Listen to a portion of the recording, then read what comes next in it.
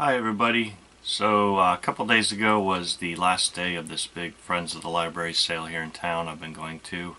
It's a 5-day sale, and the last day everything is 10 cents because they're trying to clear stuff out so I don't have to deal with it before the next sale. It's every 6 months. And the sale is really cool. I mean, to me it's kind of like the, if you've ever seen that old film Brigadoon, where these guys are out hunting in Scotland or something, and they come across this mysterious magical village that only appears once every 100 years. It's kind of like that. It's this big sale that comes every 6 months. It only lasts 5 days, and then it's closed to the public again for 6 months while they accumulate more donations. And the last day is really cool. Everything's 10 cents, so it's just, you know, if you know how to dig and you know what you're looking for and you know how to, you know, read the liner notes and find some interesting stuff, you can come up with some real gems. And it's a good time for me too to pick up stuff I wouldn't normally pay more than 10 cents for. So to get into it, I picked up a couple classical albums, just some of the older stuff, you know, late 50s on RCA Victor, the Red Seal. This is Fritz Reiner conducting Chicago Symphony Orchestra's Mussorgsky's Pictures at an Exhibition. And I'm familiar with this from Emerson, Lake and Palmer's Pictures at an Exhibition album, and so I want to hear a nice classical recording of it. It's not the real collectible living stereo version of it. That'd be the one to get, but it would have the same type label here. They call this, I think, the shaded dog. It's kind of a darker red, and he's got a dark background behind the dog there. And I think the later pressings, they got rid of the gray background behind the dog, and he's more of a stark, bright white. They call that a white dog. So the shaded dog is more collectible, I guess. But mainly in the living stereo, this is a mono pressing here. I don't know if they're really valuable, but they're more collectible. I mean, I can understand you'd want a nice stereo recording, but this was super clean for 10 cents. And then the other classical one I picked up, some Leonard Bernstein conducting Rhapsody in Blue and An American in Paris, a couple Gershwin pieces. And this is another mono. This is on, actually, is this stereo? Yeah, this is stereo, duh. Right across the top. This is on Columbia Masterworks. I think this is a second press or something, but it's a Columbia 2i. And it's really clean again, another one. Super clean pressing, in good shape. So I figure I'll give those a shot. Maybe I'll find myself getting into classical music more and start collecting that, although I don't really have the shelf space for it. And then I picked up one just for the cover art, really. It's music from an old Broadway show from, I guess, that first came out in the 30s. This is a 1950s pressing, obviously, but on Columbia Masterworks. It's a show called On Your Toes. And the artwork is by a guy named Abner Graboff, who I guess did a lot of like book illustration, book covers and stuff back in the 1950s.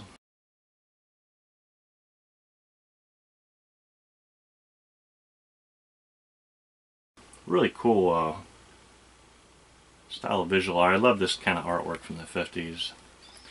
And there's one of the tunes in the show is Slaughter on 10th Avenue. So if you kind of look, there's a, you know, they got a street sign there. It says 10th Avenue, and it has to do with like mobsters and cops. So you get those elements in there, the gun and the cops and the kind of convict striped shirt. And then it's about ballet dancing, so of course he's dancing. Pretty cool. You know, I'll keep it just for the cover. Nice Dynagroove demonstration record, RCA's Dynagroove. I looked a little bit online. Apparently it, when this came out, from what I've read online, it was kind of a way to make lesser quality stereo systems sound good. Kind of like they take CDs now and music in general and compress the dynamic range so it sounds better on cheap earbuds, cheap car stereos, things like that. So I figure I'll give it a listen and kind of read up some more on it. It's got a Got the original sleeve that talks a little bit about Dynagroove and what it is.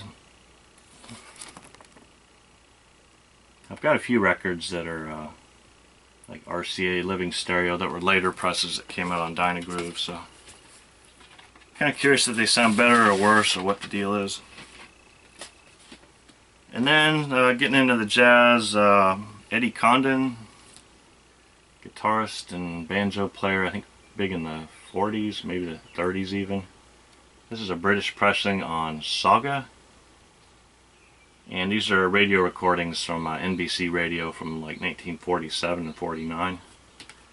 But he's got some kind of big names: Billie Holiday, Louis Armstrong, Jack Teagarden, Pee Wee Russell on here. So I figure for 10 cents I'll give it a shot. It's a little rough. There's the label there.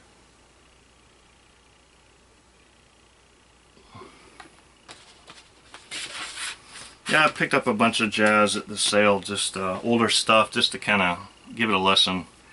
I don't know if I'll necessarily keep it. Here's a good example. Bunny Berrigan and his orchestra. Great dance bands of the 30s and 40s. I doubt I'll keep this one, but I've heard his name before and I was just kind of curious what he sounds like here. It's a nice RCA Victor Collector Series. And sometimes these are worth picking up just for the inner sleeves, that they have the original inner sleeves. Kind of see what was hot on the label at the time.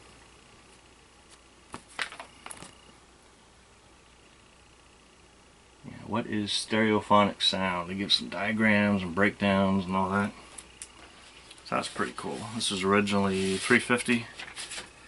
Got it for 10 cents. And some more older jazz. Benny Goodman presents arrangements by Eddie Sauter. Kind of cool the way they got the colors on the cover there. This is a Columbia 6i. It's a really nice shape. This was originally, they had it priced at $5. It's Columbia 6i and the original, these awful original plastic inner sleeves. I mean, it seems like they did a good job of protecting the records, but there's nothing you'd want to keep your records in after you buy these things. They're a real pain to get back into the jacket. And some more Benny Goodman. This one's on Bluebird, RCA's like reissue label. Still in the original shrink here. This is the Benny Goodman Quartet from 1963. Yep. Benny Goodman, Lionel Hampton, Teddy Wilson, and Gene Krupa. It's a really nice lineup here. And the record's in just beautiful shape. Inner sleeve, original inner. And it's a digitally remastered. I put this on the turntable, and man, it is a quiet recording. No background noise at all. I mean, really nice. I mean, I know it's digitally remastered, so you get that digital piece in the mastering chain, but it sounds beautiful. And I mean, I like the fact it's not Benny Goodman and a big band. It's just him and a quartet with some real quality musicians there. And that came out in like 1987, I think. And some more older jazz, some George Shearing, the George Shearing Quintet on so what, MGM? No, Capitol. You know, just give them a shot. I like stuff that's, you know, quintet, quartet, smaller band stuff. You know, you can really make out the different musicians. So that's some George Shearing. Some more George Shearing. This one on MGM. When Lights Are Low. George Shearing Quintet.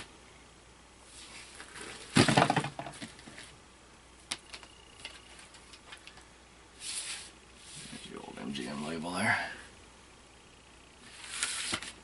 He was a British guy, piano player. I guess he was born blind. I always wonder why he's always got the sunglasses on. It's because he's blind. Errol Garner on Columbia, The Most Happy Piano. She looks pretty happy. This one, again, it's in the original plastic inner. That little rounded bottom. It's kind of neat. But these things are just a nightmare getting back in the box. Another 6i. Another Errol Garner, his classic Concert by the Sea album. This one's just reissued on CD recently, like a 3 CD reissue. I figured I'd pick up an original. Actually, someone kept this in a nice one of these disc washer VRP sleeves. But curiously, when I take it out, I don't know if you can make it out, but probably not. It's got like kind of like the early stages of mold growing in the grooves. And I wondered, I showed in one of my videos a little clip of the preview of the Friends of the Sale library from last year. And I just happened to notice at the very end of the video when they're showing like the vinyl records, they come across these two guys who are at a table, and one guy's cleaning the records. And he's got a bottle of something, and it looks like it's just pure alcohol, although I was wondering if maybe it's a mixture of alcohol and distilled water. Well, at first I thought, uh-oh, that's bad news if that's you know, pure alcohol, because he just kind of puts it on a cloth, paper towel maybe, and wipes the record to clean it, and then puts it right back in the sleeve. Well, it's bad if it's alcohol because it's going to dry out the record. But if it's an alcohol and water mixture, it's bad because he just introduced all that moisture and he slips it right in the sleeve. And I'm wondering if that is what's going on here. If this was a nice clean record, and to try to clean it up some more, he wiped it down with that mixture, introduced some moisture, and now it's starting to grow mold. I don't know, but I found that kind of disturbing, and I saw that at the end of that video there, that, you know, he's cleaning the records with, who knows, either pure alcohol or some kind of homebrew mixture, but then not drying it properly, just sliding it right back in the sleeve. Who told you, baby? What up on the time? You can buy this record to listen to it. All right.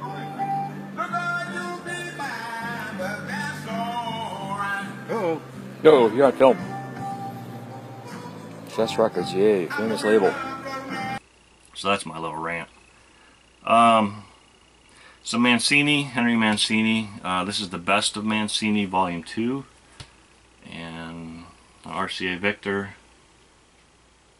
I picked this one up because it's got like the Pink Panther theme. I usually don't do like the best of type things. I try to get the original albums, but I don't have the Pink Panther yet on CD. So RCA Victor, this one I guess is not stereo here. Oh, it is stereo. It's got a little tiny thing at the bottom that says stereo. Not living stereo. This one I picked up just because it's this pimp in the fur coat here, Bob Thiele. He was the genius behind Impulse Records. It got started by, what's his name? C.T. God damn it, why am I drawing a blank? Creed Taylor. Creed Taylor was tasked with starting the label, but then he jumped ship right afterwards, and I think went to Verve Records, and then this guy Bob Thiele took over and kind of built it to through its glory years with John Coltrane and Pharoah Sanders and all those guys. But you know, there was Impulse was part of ABC Records, and so he was doing stuff on ABC Records, his kind of pet projects, and this is one of them. It's I guess like 1920s, 1930s type music. And this one's got like Pee Wee Russell and Jimmy McPartland, a couple of better known musicians on here. Kind of I guess a little bit of a flop when it came out. Although I saw like an old like some kind of trade magazine that was on Google where they take the old magazines and scan them in, something from late 60s whenever this came out, and I guess there was talk about doing a tour with these musicians to promote the album or to play this type of music. So there was some interest in it. I guess maybe commercially successful, but critically not so much. They said like they didn't quite understand the style of the music. They were just kind of mimicking it or something. an odd record. I mean, it's nothing I want to listen to much. Although there's a couple nice instrumentals on here of that kind of 30s jazz.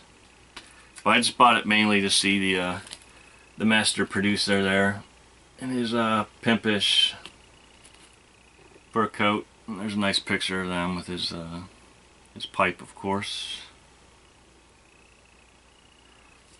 That was kind of a weird oddity. Still in shrink wrap. And then still in shrink from Command Records, Enoch Lights label. Some Dick Hyman, the organ player, keyboardist. Here he is playing harpsichord. I've heard some of his earlier stuff, and really great organist. I mean, great stuff on, I guess, the Hammond organ. I popped this on the other day. It's really him on harpsichord. It's pretty good. But this one here is really good. This is Mirrors, Dick Hyman and the group in quotes, because it's really him on piano and organ, multi-tracked, and then drums and bass, people playing drums and bass. But I mean, really a fantastic organ player.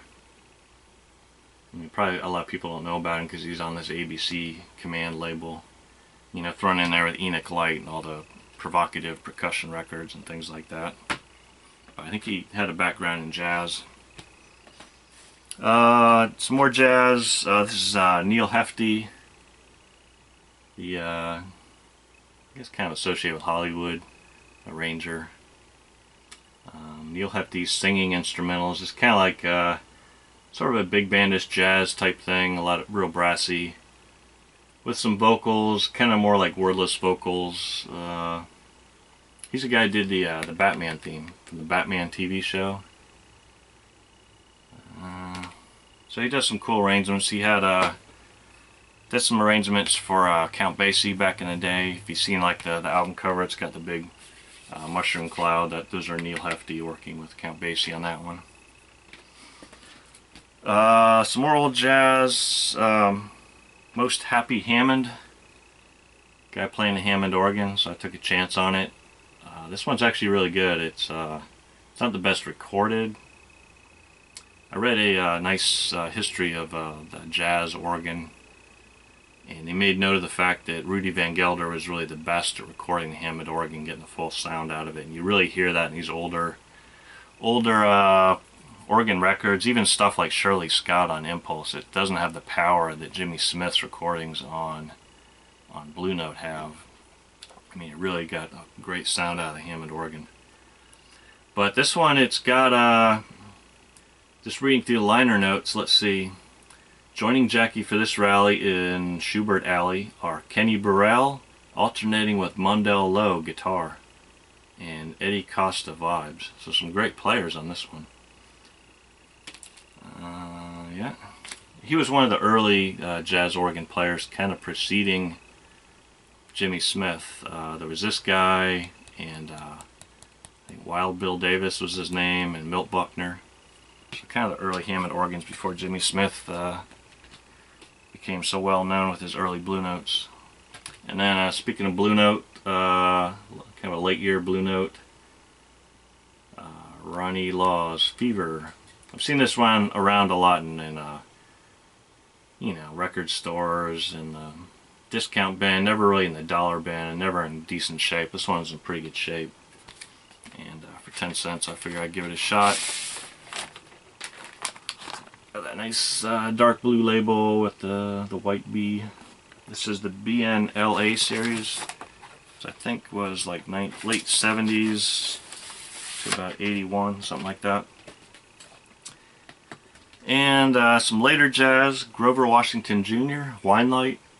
Heard a lot of people talk about this album. You know, saying it's a good kind of light jazz without being too wimpy, and yeah, that's exactly what it is.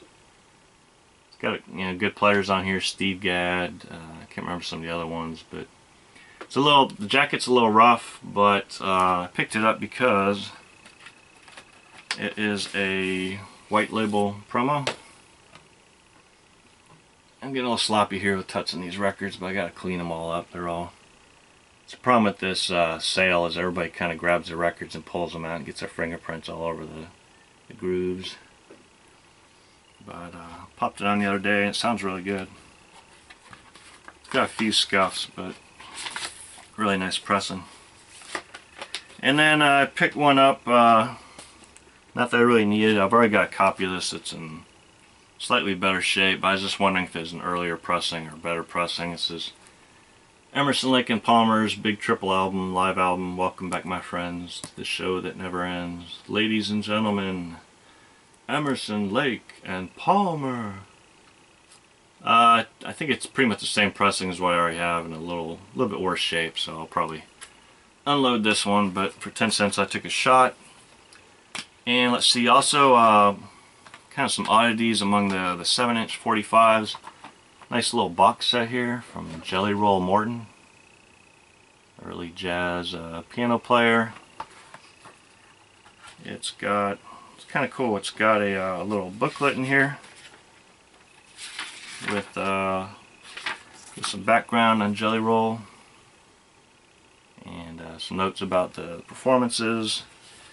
And it's got 3 little 7-inch records, and between each one is a little piece of paper separating them to protect the vinyl, and of course promoting their other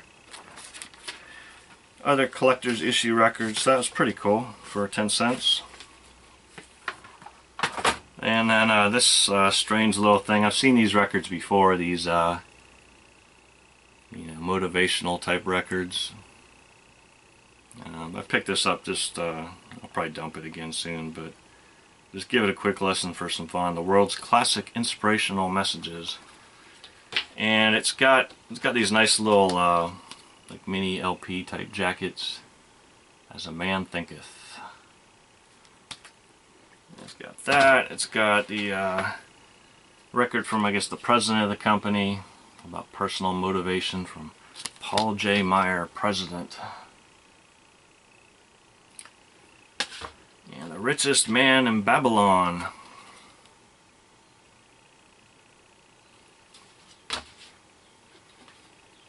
And this nice little gatefold here. The greatest salesman in the world.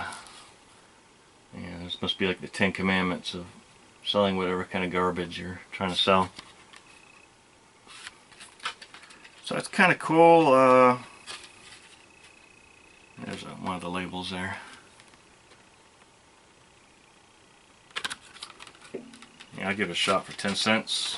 And it's got a little booklet here of including a little, look at that, got a little tassel on it. So you have something to read while you're listening to your wacky motivational stuff. And speaking of wacky, it's out of wacky Waco, Texas. I'm sorry, people in Texas, but you know, David Koresh and all that. And let's see what else we got. This I saw on the shelf. I don't know if it was supposed to be for sale or not, but I grabbed it. Paid 10 cents for it. It's Good Time, Great Taste. It's one of these little McDonald's cardboard. It must have popped out of a Happy Meal box or something. It actually plays. It's got horrible background noise to it, but yeah, it's just pitching that thing. I think this is from the late 80s.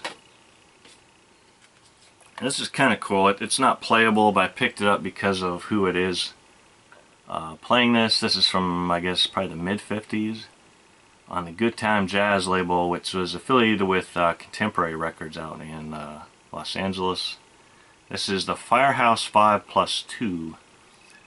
And what it is, it's kind of a New Orleans style jazz revival from the 50s, but two of the guys who play on this were affiliated with the Walt Disney Studio, Ward Kimball and Frank Thomas. I think one of them was an animator. I think one had something to do with music over there. But they put out a number of records on the Firehouse 5+2. And they would play at Disneyland. Play live Dixieland music there from time to time. And another from the 7-inch collection there, the Bamboo Organ of Las Piñas, Philippines. A couple of records here recording their bamboo organ.